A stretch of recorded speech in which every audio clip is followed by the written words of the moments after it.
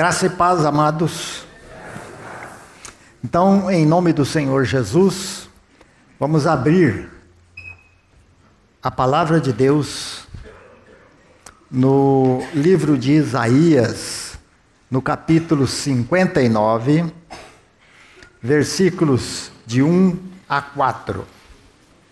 Isaías 59, de 1 a 4. Eis que a mão do Senhor não está encolhida para que não possa salvar, nem surdo seu ouvido para não poder ouvir. Mas as vossas iniquidades fazem separação entre vós e o vosso Deus, e os vossos pecados encobrem o seu rosto de vós, para que vos não ouça.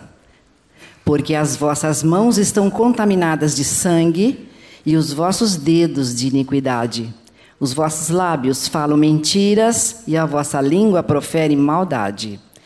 Ninguém há que clame pela justiça, ninguém que compareça em juízo pela verdade.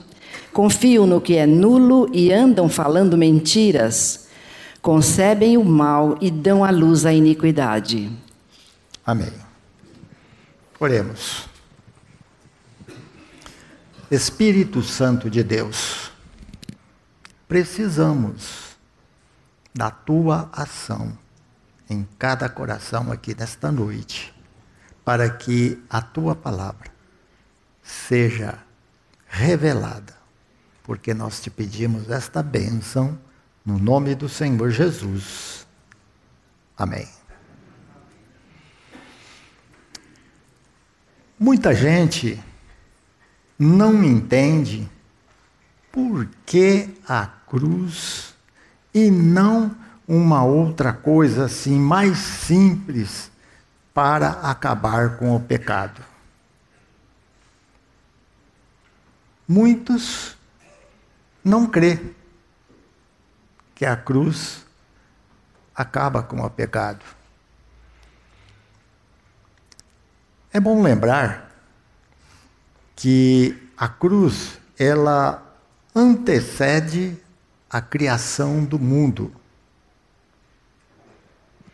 E a Bíblia mostra que o Cordeiro de Deus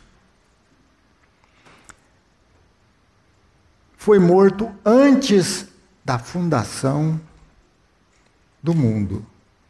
No livro de Apocalipse, lá no capítulo 13, no versículo 8, a palavra de Deus nos mostra exatamente isto. Apocalipse 13, 8. E adorá-lo-ão todos os que habitam sobre a terra, aqueles cujos nomes não foram escritos no livro da vida do Cordeiro, que foi morto desde a fundação do mundo. Por isso, então, meus queridos, a cruz ela foi projetada antes que houvesse pecado. E eu pergunto, como começou o pecado? A sua origem, por incrível que pareça, foi no céu.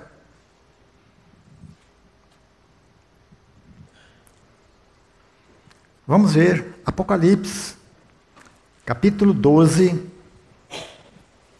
versículos de 7 a 10. Apocalipse 12, de 7 a 10. Houve peleja no céu. Miguel e os seus anjos pelejaram contra o dragão. Também pelejaram o dragão e seus anjos.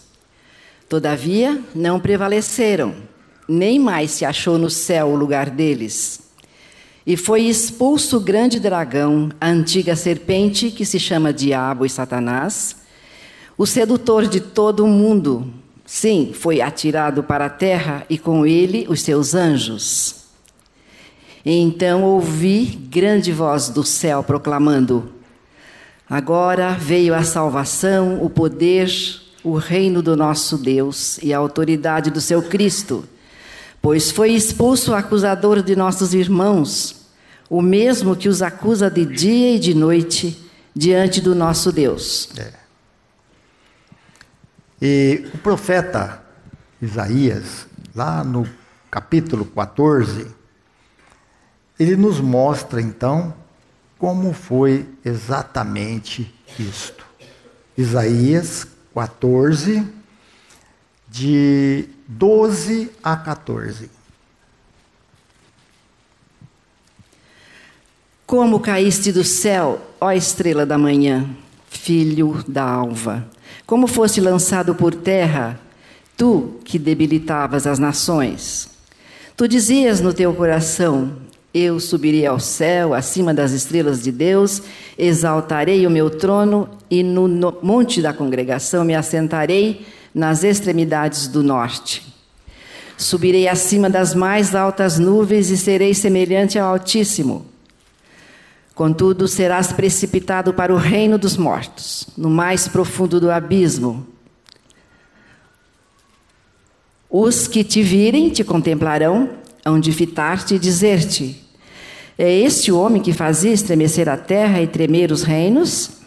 Que punha o mundo como um deserto e assolava as suas cidades? Que a seus cativos não deixava ir para casa? Todos os reis das nações, sim, todos eles jazem com honra, cada um no seu túmulo. Mas tu és lançado fora da tua sepultura como um renovo bastardo, coberto de mortos. Até aí tá bom.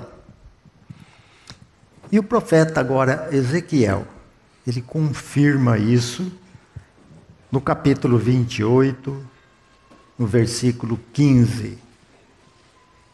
Ezequiel 28, 15. Perfeito eras nos teus caminhos, desde o dia em que foste criado, até que se achou iniquidade em ti. Vimos aí, meus queridos, a Bíblia nos mostrando que o pecado já existia mesmo antes da queda de Adão e Eva. Porque Deus, ele criou o ser humano com um propósito de bondade e retidão, mas para ele viver na dependência de Deus. Só que o ser humano também, ele foi criado com a capacidade de escolha. E foi exatamente neste ponto que a serpente então entrou com o pecado na decisão de Adão. Gênesis capítulo 2, os versículos 16 e 17, nós vamos ver aí Deus alertando Adão do pecado. E o Senhor Deus lhe deu esta ordem: de toda árvore do jardim comerás livremente, mas da árvore de conhecimento do bem e do mal não comerás, porque no dia em que dela comeres, certamente morrerás. Vocês estão vendo aí que Deus então mostrou a Adão o que é o pecado. Pecado, então, nós sabemos que é a rebeldia, isto é, a oposição, a resistência, a teimosia contra a palavra de Deus. Foi o que Adão fez, desobedecendo a Deus, comendo então do fruto que era proibido. E o que a Bíblia, então, agora diz em Tiago, capítulo 1, dos versículos 13 a 18. Tiago 1, de 13 a 18. Ninguém, ao ser tentado, diga: sou tentado por Deus. Porque Deus não pode ser tentado pelo mal, e Ele mesmo a ninguém tenta. Ao contrário, cada um é tentado pela sua própria cobiça, quando esta o atrai e seduz. Então, a cobiça, depois de haver concebido, dá à luz o pecado. E o pecado, uma vez consumado, gera a morte. Aí me perguntaram, por que a cruz? Olha aí, para que serve a cruz? Ela é a única solução para o pecado do ser humano. Ela foi projetada antes por causa da onisciência de Deus. Ela foi, vamos dizer assim, criada para todos os tempos resolver a tragédia do pecado. O sangue derramado do Cordeiro de Deus, antes da fundação do mundo, é o preço, então, do pecado do ser humano, como nós vamos ver agora no livro de Hebreus, lá no capítulo 9, nos versículos 24 a 28. Porque Cristo não entrou em santuário feito por mãos, figura do verdadeiro, porém no mesmo céu, para comparecer agora por nós diante de Deus. Nem ainda para se oferecer a si mesmo muitas vezes, como o sumo sacerdote cada ano entra no Santo dos Santos com sangue alheio. Ora, neste caso seria necessário que ele tivesse sofrido muitas vezes, desde a fundação do mundo. Agora, porém, ao se cumprirem os tempos, se manifestou uma vez por todas, para aniquilar pelo sacrifício de si mesmo o pecado. E assim como aos homens está ordenado morrerem uma só vez, vindo depois disso o juízo. Assim também Cristo, tendo se oferecido uma vez para sempre, para tirar os pecados de muitos, aparecerá a segunda vez sem pecado aos que o aguardam para a salvação. Então, meus queridos, a cruz, ela é o maior ato cirúrgico do mundo que Deus realiza quando Ele nos leva a Cristo Jesus na cruz, através da mensagem da cruz. Quando os efeitos da cruz se manifestam na experiência do pecador, a alegria se vê no seu viver em todo o tempo. Porque isto é o fruto do evangelho estabelecido por Deus logo que Adão pecou. Nós vamos ver lá agora no capítulo 3 de Gênesis, no versículo 15, Deus então mostrando à serpente como ele ia vingar o pecado. Porém, inimizade entre ti e a mulher, entre a tua descendência e o seu descendente. Este te ferirá a cabeça e tu lhe ferirás o calcanhar. Isso aí. Observem que Deus está mostrando uma inimizade radical entre a serpente e a mulher. A descendência da serpente, que somos nós os pecadores, como disse o profeta Isaías, lá no começo, quando nós lemos, dizendo assim: eis que a mão do Senhor não está encolhida, para que não possa salvar, e nem o seu ouvido agravado, para que não poder ouvir. Mas as vossas iniquidades fazem divisão entre vós e o vosso Deus, e os vossos pecados encobrem o seu rosto de vós, para que não vos ouça. Porque as vossas mãos estão contaminadas de sangue, e os vossos dedos de iniquidade. Os vossos lábios falam falsamente, e a vossa língua pronuncia perversidade.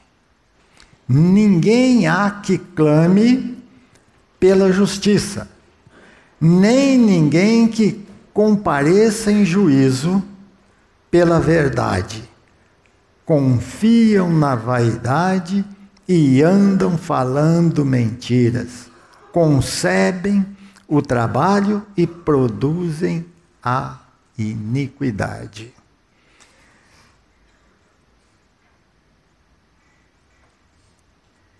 O descendente da mulher, o Cordeiro de Deus, está o profeta aqui dizendo que eis que a mão do Senhor não está encolhida para que não possa salvar. No livro de Romanos, agora, ali no capítulo 6 de Romanos, de 1 a 7, nós vamos observar aí o que Deus diz. Que diremos, pois? Permaneceremos no pecado para que seja a graça mais abundante? De modo nenhum. Como viveremos ainda no pecado, nós, os que para ele morremos? Ou porventura ignorais que todos nós que fomos batizados em Cristo Jesus, fomos batizados na sua morte? Fomos, pois, sepultados com ele na morte pelo batismo, para que, como Cristo foi ressuscitado dentre os mortos pela glória do Pai, assim também andemos nós em novidade de vida. Até o 7. Porque se fomos unidos com ele na semelhança da sua morte, certamente o seremos também na semelhança da sua ressurreição, sabendo isto, que foi crucificado com ele o nosso velho homem, para que o corpo do pecado seja destruído e não sirvamos o pecado como escravos. Porquanto quem morreu está justificado do pecado. Observem aí que a palavra de Deus está nos mostrando, sabendo isto, que o nosso velho homem foi crucificado. Quando é que foi crucificado o nosso velho homem? Foi lá no passado.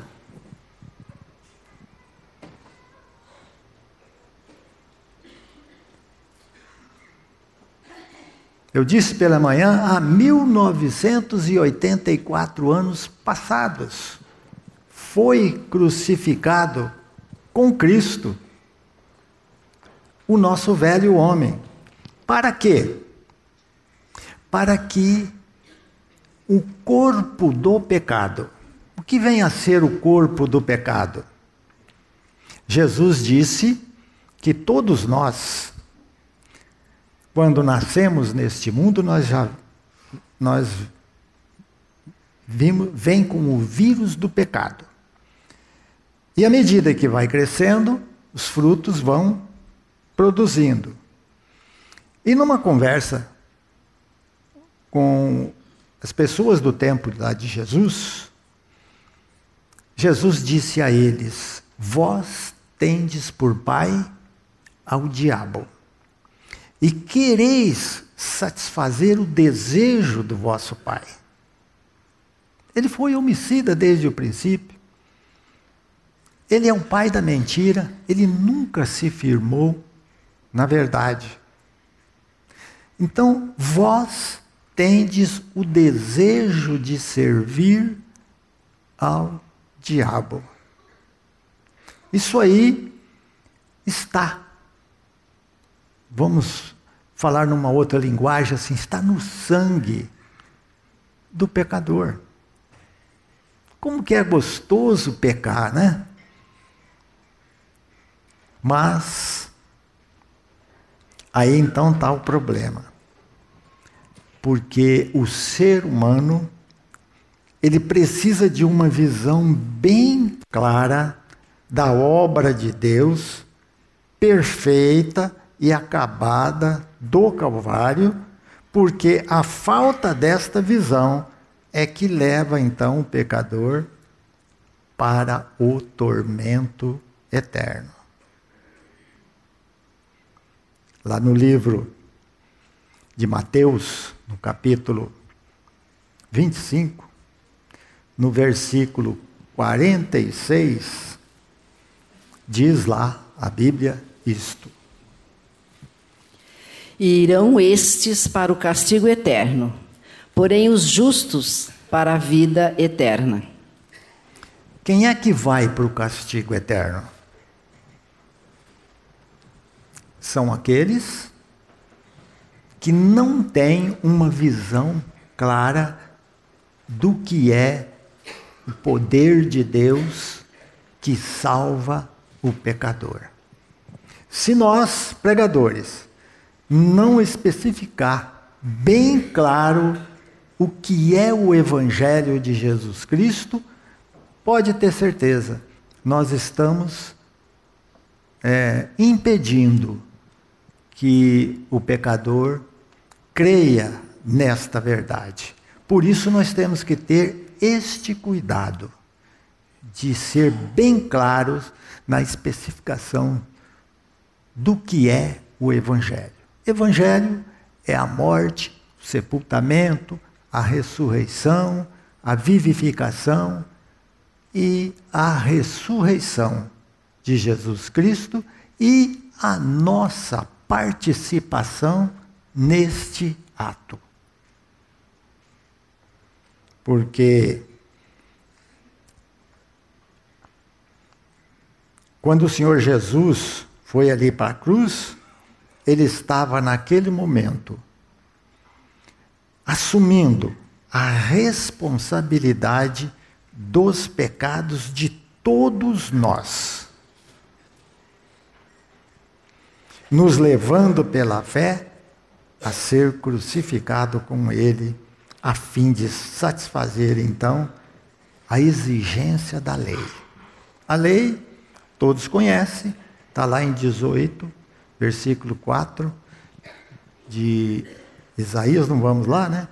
Mas diz lá, né, que todas as almas são minhas. Portanto, a alma do Pai ou a alma do Filho são minhas. E a alma que pecar, esta morrerá. Portanto, agora cabe a cada um de nós olharmos para o autor da fé. Quem é o autor da fé? Hebreus, capítulo 12, versículo 2. Olhando firmemente para o autor e consumador da fé, Jesus, o qual, em troca da alegria que lhe estava proposta, suportou a cruz, não fazendo caso da ignomínia, está assentado à destra do trono de Deus. Considerai, pois, atentamente aquele que suportou tamanha oposição dos pecadores contra si mesmo, para que não vos fatigueis. Até aí tá bom. Então, o autor da fé é quem? Olhando firmemente para Jesus. Agora vamos ver Isaías 45, 22.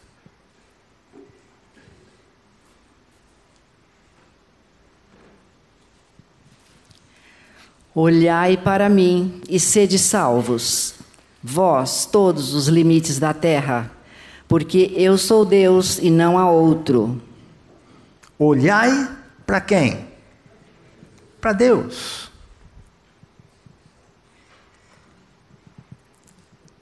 Efésios 2, versículos 8 e 9, diz assim: Porque pela graça sois salvos, mediante a fé, e isso não vem de vós, é dom de Deus. Não de obras, para que ninguém se glorie, Pois somos feitura dele, criados em Cristo Jesus, para boas obras, as quais Deus de antemão preparou para que andássemos nelas. Então nós estamos vendo aí que Efésios 2:8 está dizendo que pela graça sois salvos, mediante a fé. Fé em quê? Em que a pessoa precisa ter fé? No sacrifício que Cristo fez.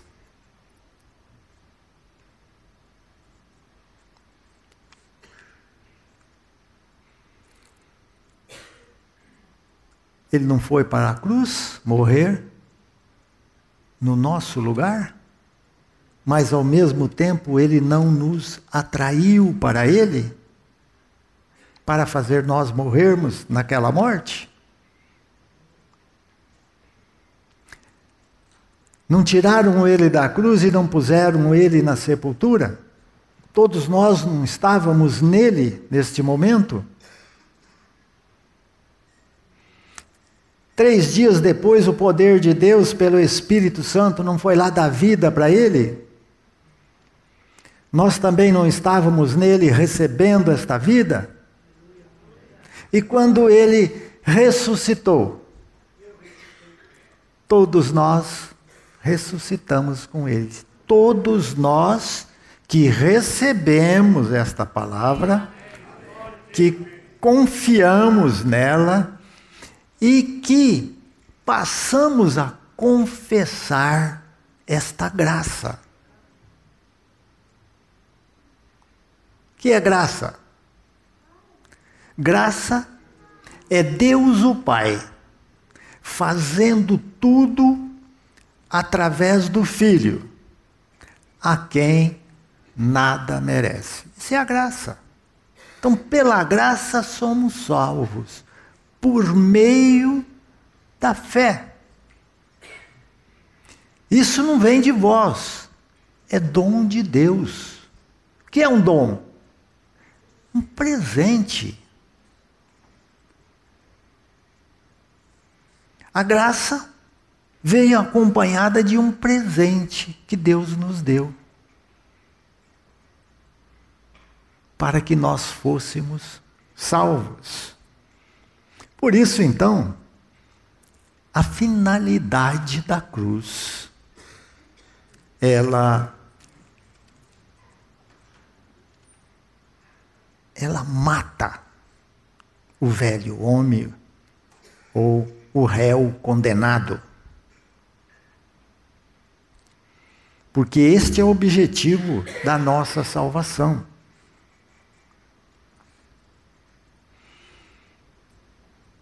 A cruz, ela foi concebida ou criada por Deus para aniquilar o nosso velho homem. Sabendo isto. Por isso, todo pecador que é levado por Deus à cruz, ele perde toda a ligação com a vida do pecado.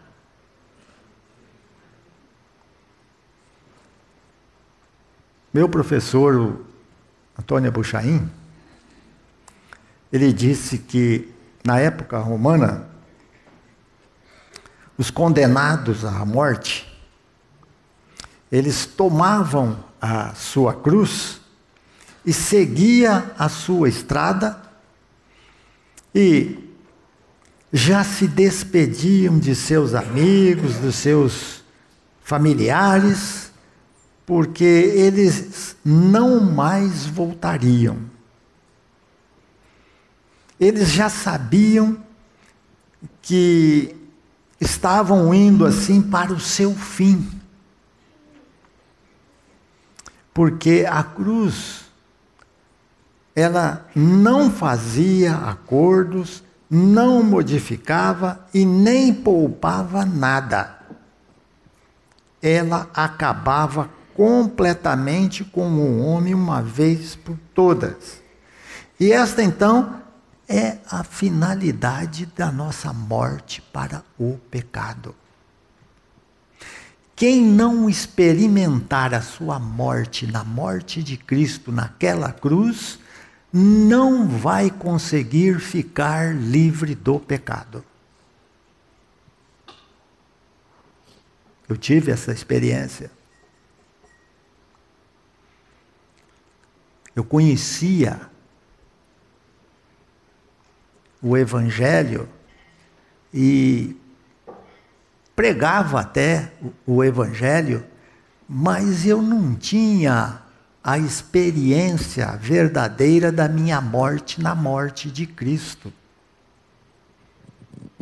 Eu pregava que precisava morrer, mas eu mesmo não acreditava nisso. Por isso, então, meus amados, nós precisamos ter a convicção de que foi realizada, de fato, a nossa morte na morte de Cristo. De uma vez por todas, ficamos livres de todo tipo de pecado.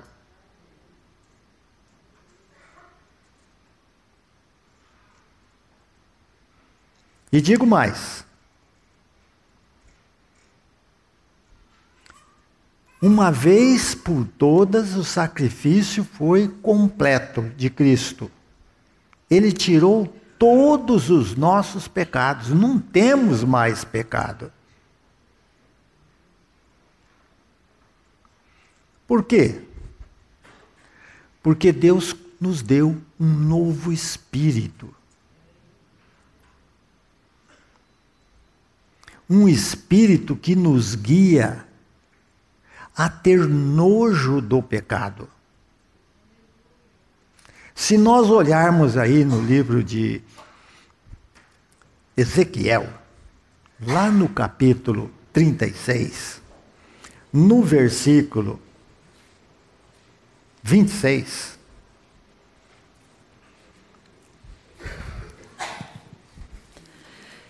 o 27. Porei dentro de vós o meu espírito, observe aí que está com letra maiúscula, né? Porei dentro de vós o meu espírito e farei que andeis nos meus estatutos. Guardeis os meus juízos e os observeis. Se Deus está dizendo que fez isso, colocou dentro de nós um espírito novo, quem é esse espírito novo? Que jeito que ele é? O apóstolo Paulo, ali no livro de Gálatas, no capítulo 2, no versículo 19 e 20, ele nos mostra como que é isto. Porque eu, mediante a própria lei, morri para a lei, a fim de viver para Deus. Estou crucificado com Cristo. Logo, já não sou eu quem vive, mas Cristo vive em mim, e esse viver que agora tenho na carne, vivo pela fé no Filho de Deus, que me amou e a si mesmo se entregou por mim. Vocês observaram aí que nós, para a lei, morremos para a lei na morte de Cristo, a fim de viver para Deus. Já estamos crucificados com Cristo e vivemos não mais nós, mas Cristo passou a ser a nossa vida. Esse é o Espírito novo que recebemos. Se Ele passou a ser a nossa vida, como é que nós podemos voltar ao pecado? Pensem nisso. Quando a pessoa volta no pecado, ele tem que olhar para um outro versículo da Bíblia, que diz que quem comete o pecado é do diabo. Você está salvo ou não está? Tem esta convicção ou não? Precisamos prestar atenção nisso, meus amados. Amém? Que Deus, então, possa revelar toda essa verdade aos nossos corações.